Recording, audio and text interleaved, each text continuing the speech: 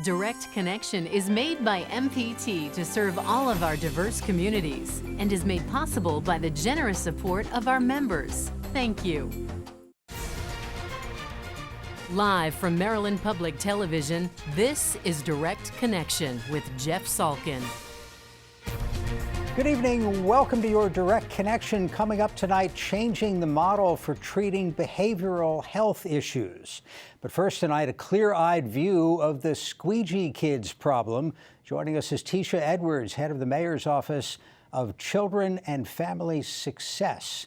Ms. Edwards, thanks for joining us. Thank you for having me. We're glad you're here. I've seen a lot of squeegee kids on a lot of intersections. I've never had a problem, but I know people who have. Yeah, listen, we don't think it's appropriate.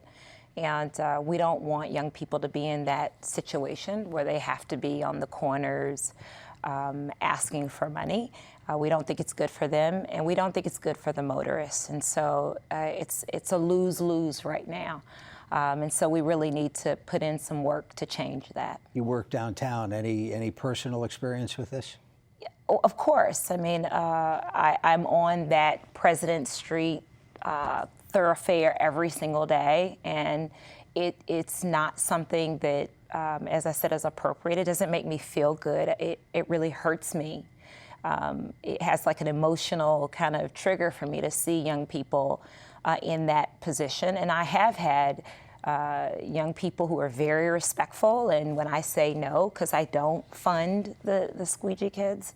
And I've also had young people who assert and kind of push for the exchange, and it's not comfortable. So I've had both. That's one of the things I wonder about, because if they come over and start squirting immediately, you wonder if they'd make more money if they were more solicitous, asking first, and then you have a deal. I mean, you got 20 seconds till the light changes. They're not professional salespeople. So right. I mean, but they had a lot of trial and error going for them. So you would think. I think that's the issue, is that there's this expectation that 13, 14, 15, 16-year-olds are going to handle this enterprise in a professional way. But they're making real money. They are. How much? Some say up to $200 a day. All right, that's cash money. Yeah. Any idea how many kids are out there? We think that there are about 10 corners that are active throughout Baltimore, and about 100 kids on those corners. We also, though, believe that there's a pipeline of more kids willing to step in. I think that's the challenge, is because people are making it about this very small, myopic situation, and really, for us, this is about poverty. And it's much bigger than those 10 corners, and it's much bigger than those 100 kids. This is about a city where there's deep, deep concentrated poverty. This is about young people who are choosing to participate in squeegeeing activities instead of other bad behavior that is about poverty.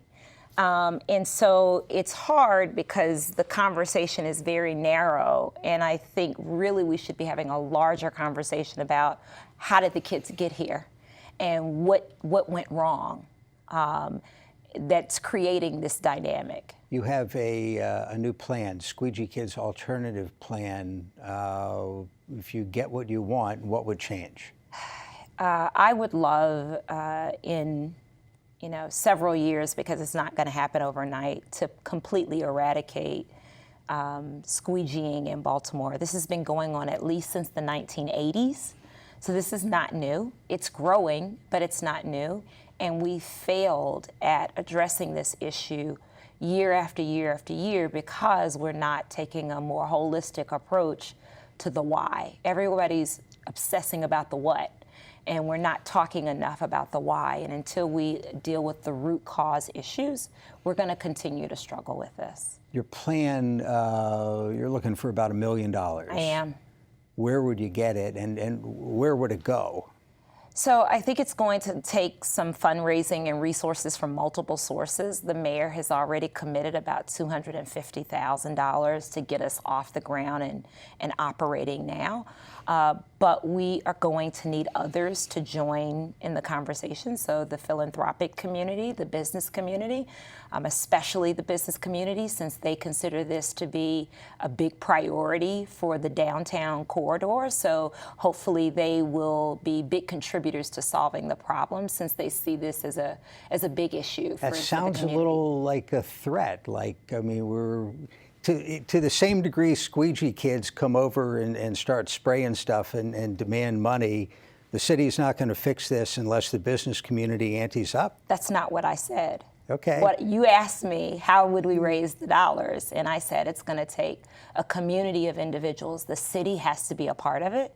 I also said the philanthropic community.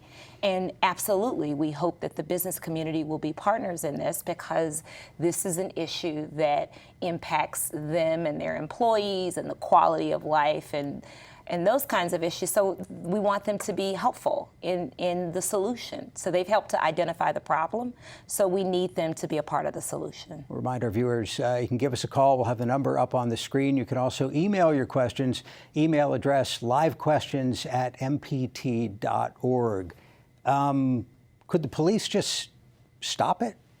No. Should they? Absolutely not. I think that, again, we have to step back. This is not a law enforcement issue. The young people are not committing a crime. The young people are panhandling because they're poor.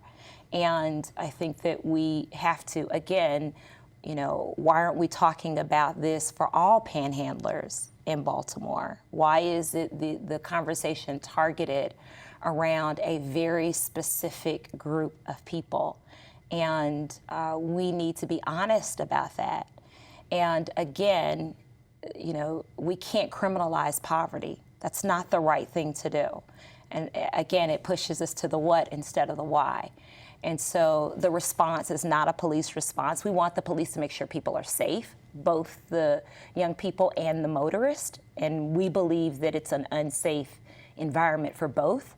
So the police has a role in helping us around safety, but absolutely not arresting kids. That's completely unacceptable. Let's get to the phones. Baltimore City, this is Phyllis. Phyllis, thank you for calling. Go ahead. Phyllis, Hello. Are you there? Yes, I'm here. How are you? Good afternoon. Hi, what's your question? My question is, first of all, I commend Tisha Edwards for taking such a positive stand on such a very troubling situation.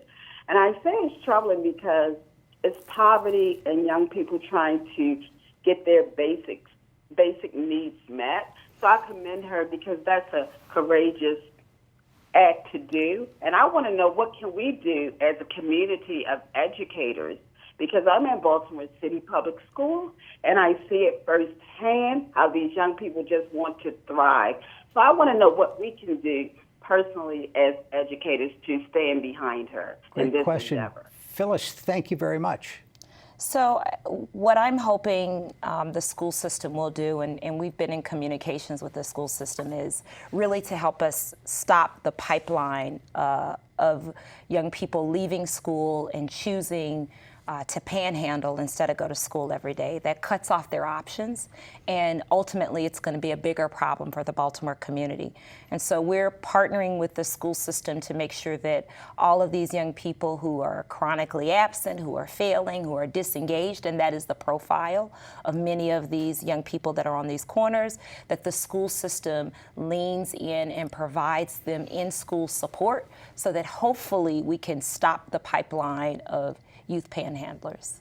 Here's an email question. Why not give incentive towards young adults that want to make money by easy, non-threatening services that the city needs? For example, Inner Harbor trash cleanup. Is there a way to hire the kids officially? That's a part of the plan. So if you've read the plan, it talks about transitional jobs, that work has to be a part of getting them off of the corners because they are experiencing real financial pressures. In the plan, it also talks about Earn as You Grow, where we create incentives through work to help young people and invest in the challenges that they're facing. So I agree with that comment 100%, and that is included in the plan that's presented. Call from Baltimore County. This is Liz. Liz, thank you for calling. Go ahead. Liz, you're on. Go ahead. Hi, I have a problem. Every time I drive into the city and get at one of those intersections, you have all these people run out at your car, and I'm terrified I'm going to hit one of those kids. What happened to the casino money that's supposed to offer all these programs for the children, after-school programs and incentives for them to get into little projects around the city? Liz, glad you called. Thank you very much. Liz, that's a great question. And first, to your point of, we did and we have received casino resources for after-school programming. We actually have a call for partners open right now through our partner, the Family League, to fund some of those after-school programs. I think the challenge, Liz, is that this group of young people, they are on corners because they're hungry. They are on corners because the lights in their houses have been turned off. They are in corners because they are homeless. And so you're not going to go to an after-school program if your basic needs aren't met. And so we have to address that core issue of extreme poverty.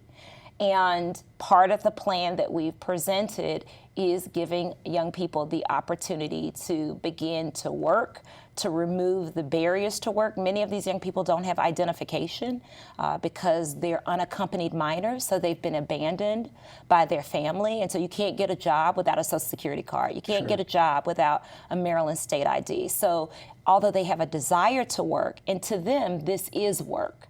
And so although they have a desire to work, they're not really in a position to walk into, a business and get a job because they don't have the basic tools to be able to do that successfully. So our plan is about addressing that. And this, all you need is some entrepreneurial gumption and a squeegee. Well, listen, it takes a lot of entrepreneurial tenacity to wake up early in the morning in 90-degree weather and beg for money. I don't think that there's any question about their work ethic. The issue is, how do we put that energy and that commitment in an appropriate framework? And how do we make sure that you don't choose work over school?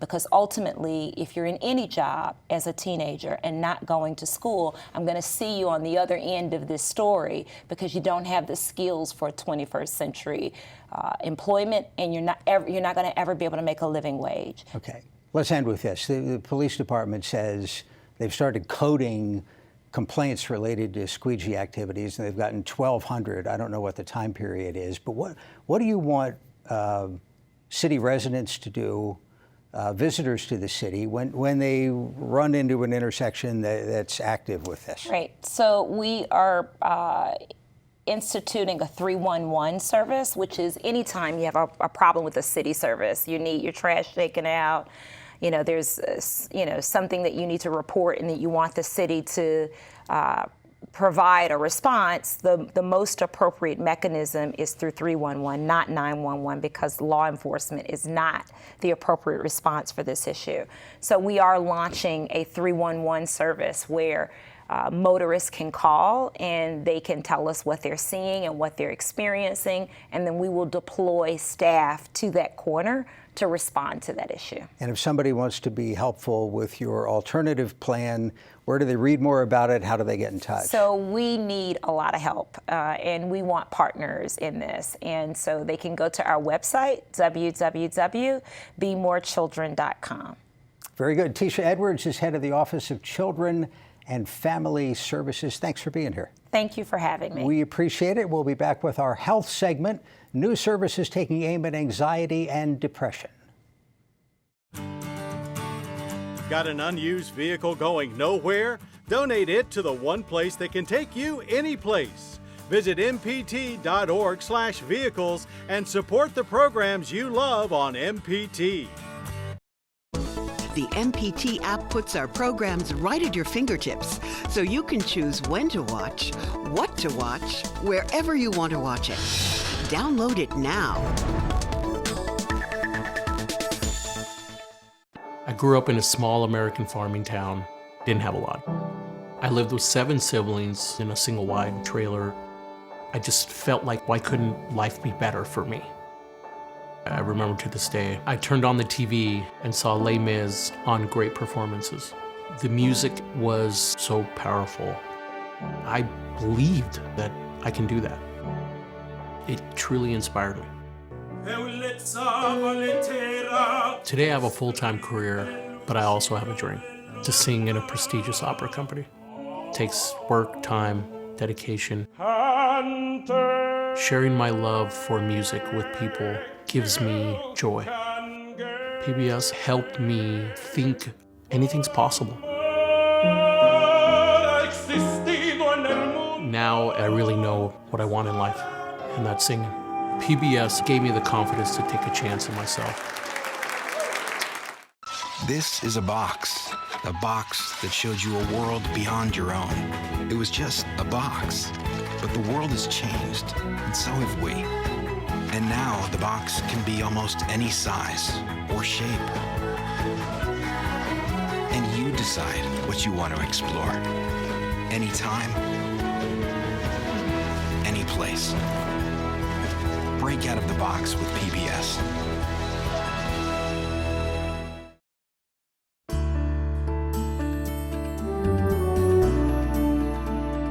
In tonight's Your Health segment, we're joined by Dr. Richard Lewis, chair of the Department of Psychiatry at the University of Maryland Upper Chesapeake Health, and Rod Kornbrumpf is regional executive director of behavioral health at the University of Maryland's Upper Chesapeake Health. Gentlemen, thanks to both of you for being with us. We obviously are focusing on behavioral health issues.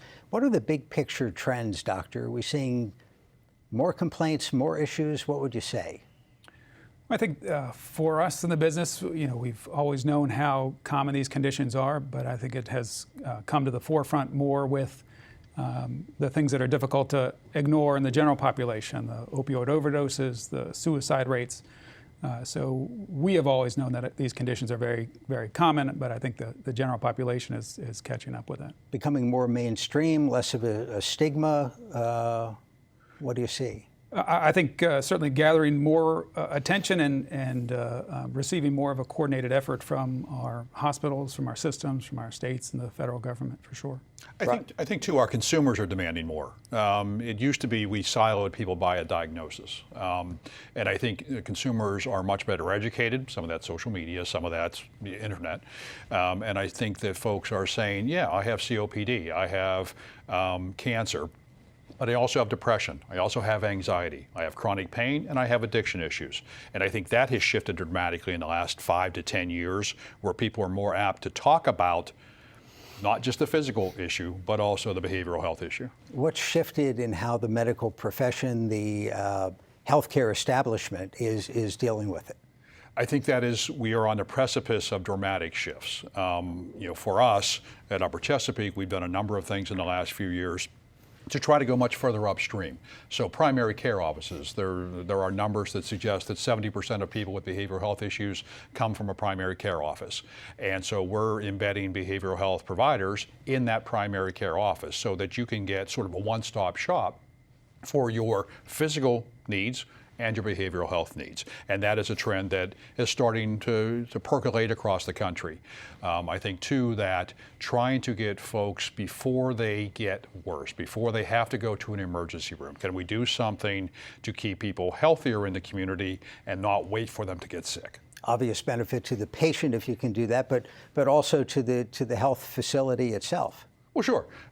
It's costly to be in a hospital. It costs the health system as a whole quite a bit of money. It costs the insurance companies. It costs everybody if you wait for somebody to be in a hospital. So there's not just the cost savings, but a humane savings if we can get that service much further upstream, much earlier in their illness. And that sometimes means non-psychiatrists, non-mental health professionals delivering the care. Does it get delivered in a different way with the most common concerns that you see? Well, I think that historically people have always thought that psychiatrists treat all behavioral health conditions, but it really is a very wide variety of providers. Social workers, psychologists, and psychiatrists can sometimes be part of the solution, but not always part of the answer. Rod, you're opening up a new crisis center. Tell me about that. So in the middle of June, June 10th, we opened the doors to the Klein Family Harford Crisis Center. And the goal there was to take behavioral health needs and crises, again, out of the emergency room and more appropriate to what their needs are. A lot of the people that we see don't need to be in an emergency room. They are not in a life-threatening situation, which is what emergency rooms are geared for. They're really needing behavioral health services dedicated to them as opposed to being in an emergency room. So we opened that as an effort to get people the services that they needed away from that emergency room environment. So we opened that in the middle of June. Thus far, we've seen about 500, we call them guests, coming through our services. And so I think we're getting a nice buildup of folks being aware of us, of what's available to us. And this is a model, we didn't create it out of the blue. There are some crisis services across the country, mostly in the West, whether Arizona, New Mexico, those sorts of places. And so we brought it here because we think it has a viability in Maryland.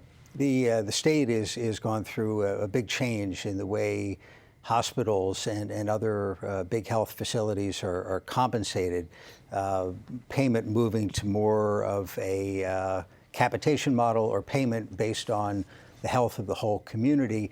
Does this fit into that initiative? Right. So the capitated model, what used to be the managed care, ugly model of the 90s, is really geared toward keeping people out of those deeper end services as appropriate. So somebody who needs a hospital, we need to be available for that. But the vast majority of people who have a behavioral health issue don't need a hospital, don't need an emergency room. So in Maryland, we are positioned very nicely to say, here is an alternative. And for us, if somebody comes to that crisis center, and it really determined that they need an emergency room, we can get them there. We're a mile away from the Upper Chesapeake Medical Center emergency room. So the goal then is to get the appropriate service that they need in the least restrictive environment.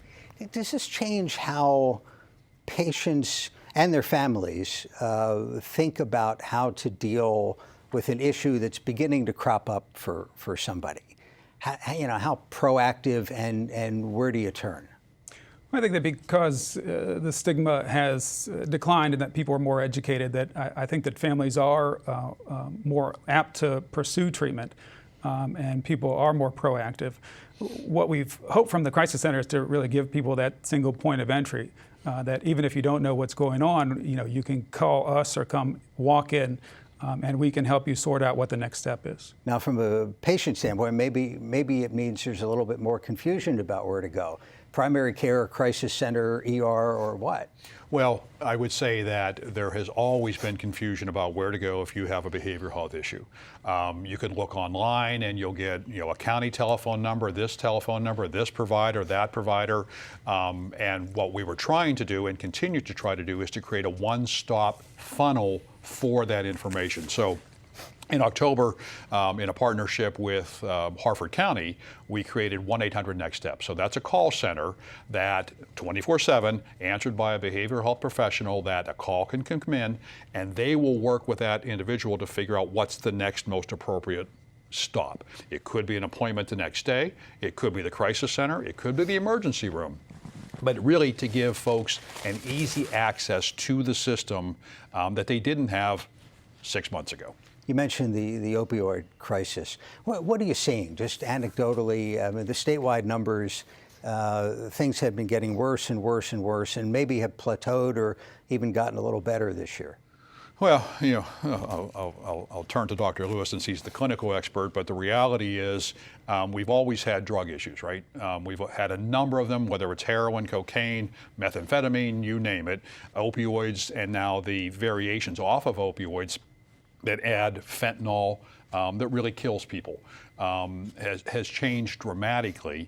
And I think that there are a lot of efforts underway to stem that problem and to try to stop the death and then get folks into treatment. one of the issues that we have is getting enough treatment. And so I think those are sort of the next iterations of this journey to stem the opioid and fentanyl crisis, is to have access to more and more treatment. Sort of like we're trying to do with a crisis center, but on that specific substance use side. When we talk about Upper Chesapeake, it dawned on me that not everybody around the state knows exactly what we're talking about, sort of centered around Bel Air. Yeah, so we have 2 hospitals in Harford County. We have one in Havre de Grace and we have one in Bel Air. And the Bel Air campus is our hub, if you will, of that 2-hospital system. And we didn't have a lot of behavioral health services on that end of Harford County. And so we thought the crisis center and some outpatient services really would serve that population. So it was actually a fairly strategic effort to put services on that end of the county in Bel Air. You're really dealing with a suburban/rural community, and those pressures must be the same in other parts of the state. I think absolutely. I think you can't look in Maryland without seeing that mix very quickly. Because in Harford County we can go from suburban to rural in about 20 minutes. And then you move across the Susquehanna into Cecil County, which gets rural as well. So you're right, the needs are there no matter what the socioeconomic motto is. Very good. Rod Kornrumpf and Dr. Richard Lewis, University of Maryland, Upper Chesapeake Health. Gentlemen, thank you very much. Thursday at this time on Your Money and Business, saving for retirement, how to know if you're on track. Join us Thursday at 7. For all of us at MPT, thanks for watching and have a good night.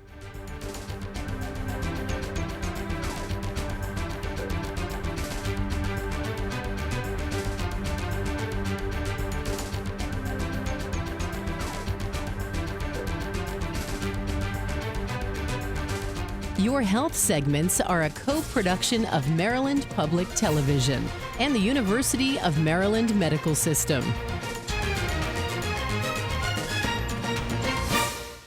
This program was made by MPT to serve all of our diverse communities.